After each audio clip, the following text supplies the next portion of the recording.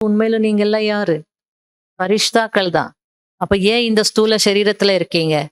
பாபா மூலமாக இந்த பிராமண ஜென்மம் எடுத்து, பாபாவுடைய செய்தி குடுக்குறதுக்காக இங்க இருக்கிறீங்க. அது ஃபரிஷ்தான்னா அப்படிதான். அதோடைய விளக்கம் இருக்கு. அவங்க ஏஞ்சல்ஸ். எங்கேயாவது துக்கம் இருக்கு, யாருக்காவது நோய் இருக்கு, யாருக்காவது துன்பம் இருக்குன்னா வருவாங்க. ஜன்னல் வழியா வருவாங்க. ஒ சும்மா நான் பார்த்த ஒரு சீன் சொல்றேன்.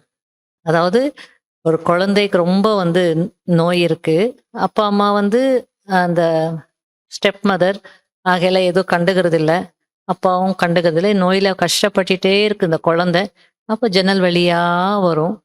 அந்த குழந்தைக்கு செய்ய வேண்டியதெல்லாம் செய்துட்டு, சிரிக்க வச்சுட்டு, எல்லாம் பண்ணிட்டு, அதுக்கப்புறம் குணமாயிடுச்சுன்ன உடனே போயிடும்.